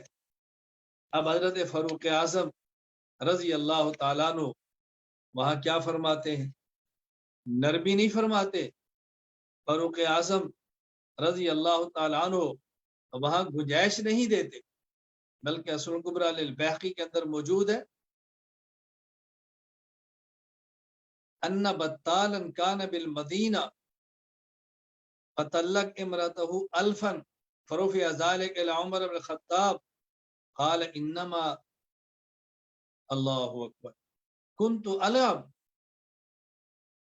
عمر بن خطاب کی خدمت میں لایا گیا، فرمایا تو نے 1000 طلاق دے دی ہے، یہ کیا کیا تو نے؟ اس نے کہا جی انما کنت العب، میں تو شغل کر رہا تھا، میں تو مزاق کر رہا تھا۔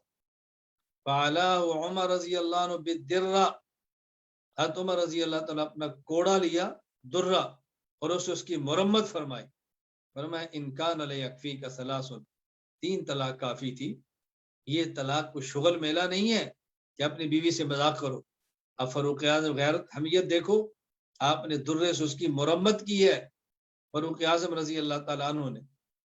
اور مصنف ابن ابی شیبہ میں ہے کان عمر رضی اللہ عنہ اذا اتی برجل قد طلق امرأته 3 فی مجلس اوجعه ضربا وفرق بینهم۔ حضرت عمر خدمت میں ایک آدمی لایا گیا جس نے اپنی بیوی کو ایک مجلس میں 3 طلاق دی ہیں، اوجعه ضربا، فاروق اعظم نے اس کی مرمت کی ہے اور پھر دونوں میں جدائی کر دی۔ آپ فاروق اعظم رضی اللہ تعالیٰ کا فیصلہ دیکھیں کہ کس طرح اپنے مزاج کے اندر فاروق اعظم رضی اللہ عنہ حمیت اور غیرت رکھتے تھے، دین اور شریعت کے خلاف کوئی بات فاروق اعظم رضی اللہ تعالیٰ عنہ برداشت نہیں کرتے تھے۔ میں عرض کر رہا ہوں استدلال سیکھیں، فاروق اعظم کے فیصلوں سے فیصلہ کرنا سیکھیں اور سمجھیں مزاج کیا ہے شریعت۔ حضرت عمر بن خطاب رضی اللہ تعالیٰ عنہ، رسول اللہ صلی اللہ علیہ وسلم کا دور ہے، صحابہ کرام تراویح پڑھ رہے ہیں، جماعت کے ساتھ بھی ہیں، اکیلے بھی ہیں۔ فاروق اعظم رضی حضرت ابوبکر صدیق رضی اللہ عنہ کا دور ہے، تراویح پڑھی جا رہی ہے۔ فَإِذَا النَّاسُ أَوْزَانٌ مُتَفَرِّقُونَ، الگ الگ 2 بندے، 3 بندے، 5 بندے۔ فاروق اعظم رضی اللہ تعالیٰ کا دور آیا، مسجد نبوی میں گئے، چھوٹی چھوٹی جماعتیں ہو رہی ہیں، تو فاروق اعظم رضی اللہ تعالیٰ فرماتے ہیں لو جماعت هؤلاء على قارئ واحد لكان امثل، اگر ایک امام ہو، ایک جماعت ہو، سارے اکٹھی تراویح پڑھے تو بہت مناسب ہوگا۔ حضرت فاروق اعظم رضی اللہ عنہ فیصلہ کیا اب ہمیں تراویح یوں پڑھنی چاہیے کہ چھوٹی چھوٹی جماعتیں نہ ہوں بلکہ اکٹھی ایک بڑی جماعت ہو اور سب لوگ ایک شخص کے پیچھے کھڑے ہو کے تراویح پڑھیں۔ تو فاروق اعظم رضی اللہ تعالیٰ نے فیصلہ فرما دیا،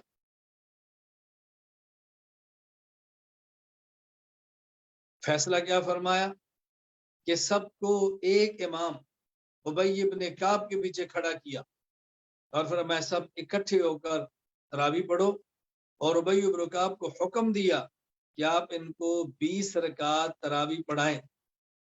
حضرت عمر نے فیصلہ کیا ان عمر بن الخطاب رضی اللہ عنہ جمع الناس على ابی ابن کعب فی قیام رمضان فکان یصلی بهم 20 رکعہ۔ کسی صحابی نے اس کا انکار نہیں کیا، صحابہ کا اجماع ہو گیا کہ تراویح 20 رکعت۔ میں نے جہاں پر کیا بات کہنی ہے وہ تو آپ سنتے ہی رہتے ہیں، جو بات میں کہنا چاہتا ہوں ذرا وہ سمجھے۔ اب لوگ سوال کرتے ہیں کہ تم ایک روایت پیش کرو کہ فاروق اعظم رضی اللہ عنہ نے تراویح کی جماعت کرائی ہو، خود تراویح کی جماعت کرائی 20 رکعت، دلیل پیش کرو۔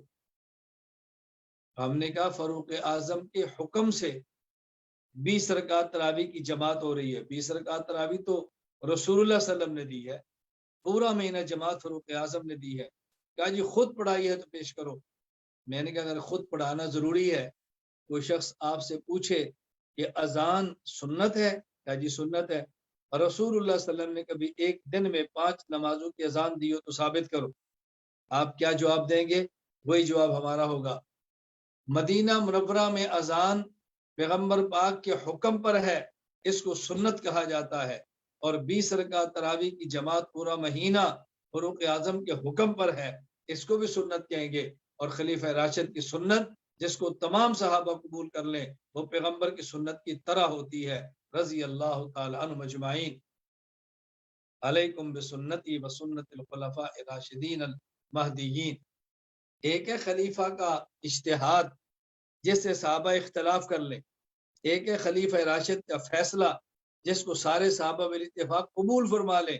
دونوں میں بہت فرق ہے، اس کو سمجھنے کی کوشش کریں. دونوں میں بہت فرق ہے.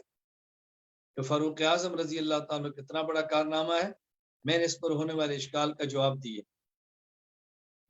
پھر حضرت فاروق اعظم رضی اللہ تعالی عنہ، توجہ سے بات سمجھنا. حضرت فاروق اعظم رضی اللہ تعالیٰ عنہ نے عرض کیا کہ یا رسول اللہ، ہم طواف کرتے ہیں اور اگر ہم یہ مقام ابراہیم پر 2 رکعت پڑھ لیں تو کیسا رہے گا؟ یہ حضرت فاروق اعظم رضی اللہ تعالیٰ عنہ فرما رہے ہیں لو اتخذنا من مقام ابراہیم مصلی، کیسا رہے گا؟ فنزلت واتخذوا من مقام ابراہیم مصلی، صحیح بخاری میں قرآن کریم کی آیت اتری کہ مقام ابراہیم کو مصلی بنا لو. تو یہ جو 2 رکعت پڑھی جا رہی ہے مقام ابراہیم کے پاس فاروق اعظم رضی اللہ تعالیٰ عنہ کی تمنا اور خواہش پر. یہاں بات سمجھو، میں نے عرض کیا کہ یہ بات آپ سنتے رہتے ہیں، میں وہ بات پیش کر رہا ہوں جو عام طور پر آپ کے سامنے نہیں، اور ہماری بہترین وہ دلیل ہے. ہم اہل سنت والجماعت احناف نماز پڑھتے ہیں تو اپنے پاؤں کے درمیان فاصلہ تقریباً 4 انگلی یا اتنا رکھتے ہیں جتنی سہولت ہو، یا یوں پھیلاتے نہیں ہیں. نماز کے لیے جب کھڑے ہوں تو سب سے پہلا مرحلہ کھڑے ہو کر پاؤں کو سیدھا رکھنے کا ہے، سب سے پہلا عمل. اس کے درمیان فاصلہ کتنا ہونا چاہیے؟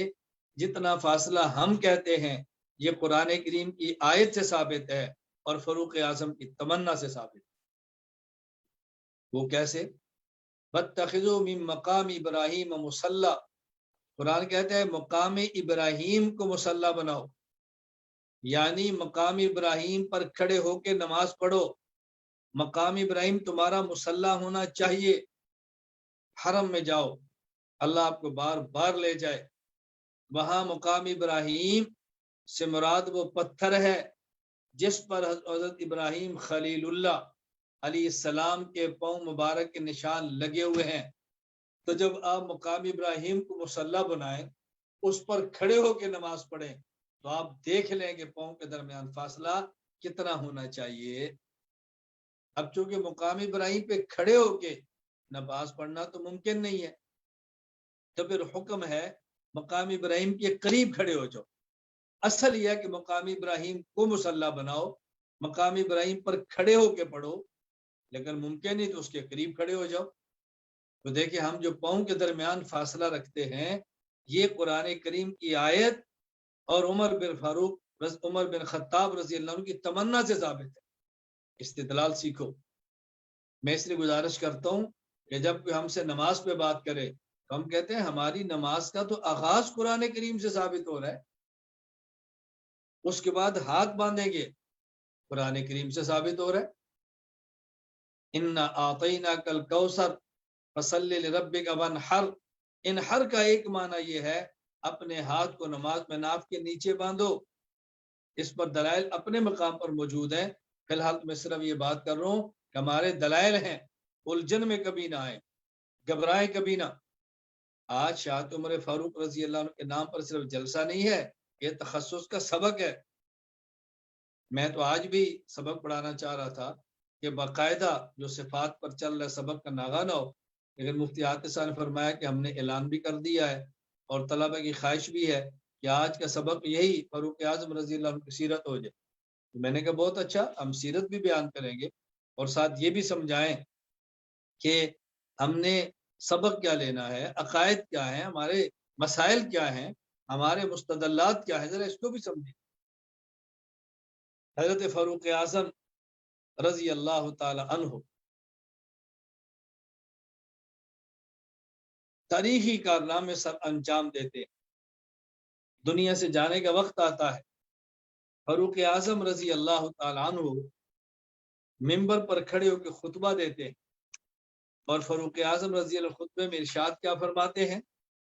فاروق اعظم رضی اللہ عنہ فرماتے ہیں ان فی جنات عدن قصرا، جنت میں ایک محل ہے، لو 500 باب، اس کے 500 دروازے ہیں، وعلی کل باب 5000 من الحور العین، ہر دروازے میں 5000 حور ہے، لا يدخلہ الا نبی، اس میں نبی ہی جائے گا.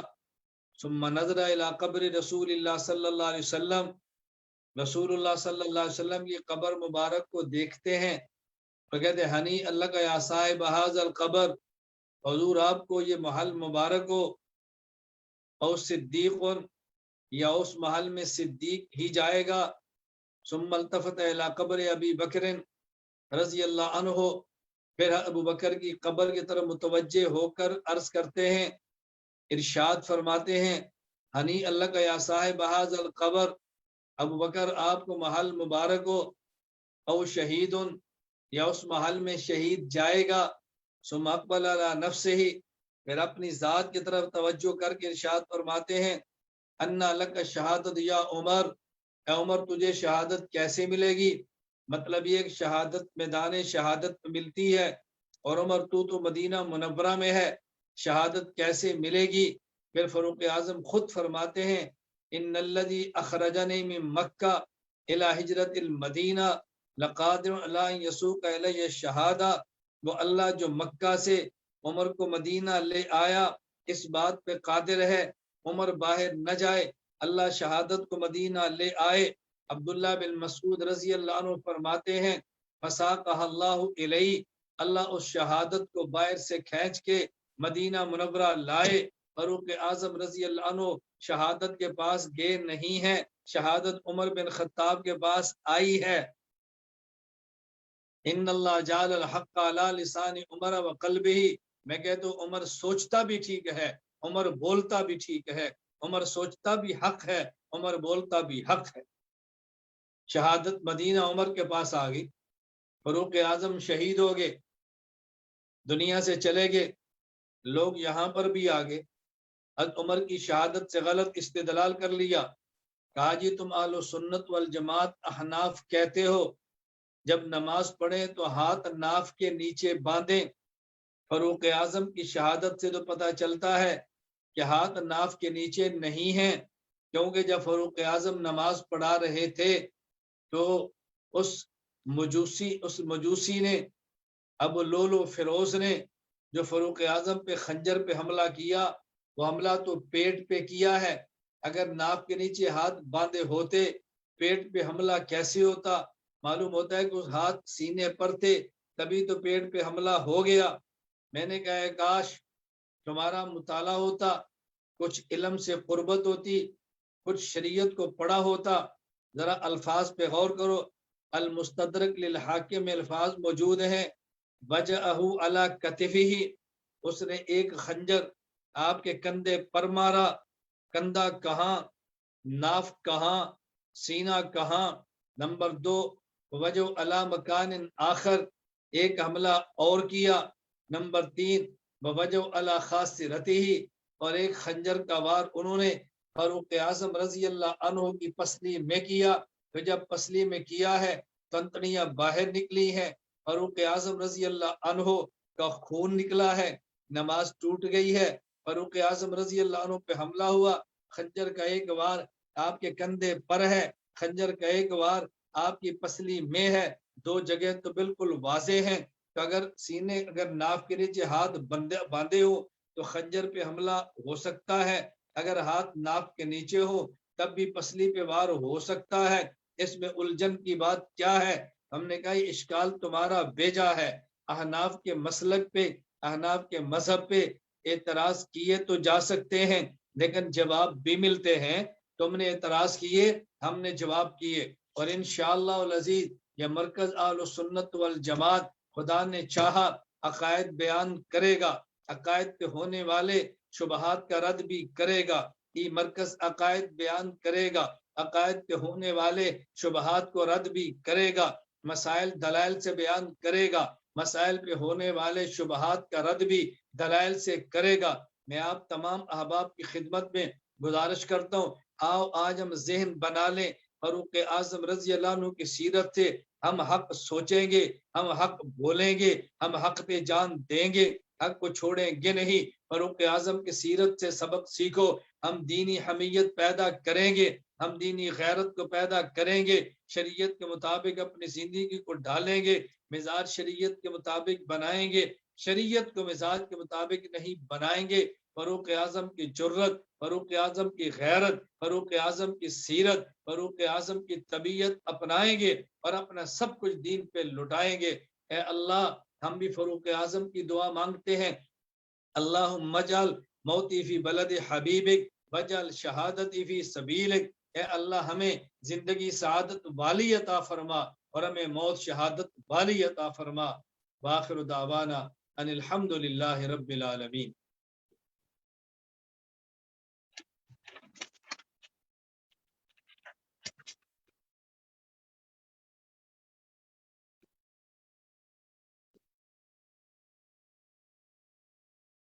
السلام علیکم ورحمۃ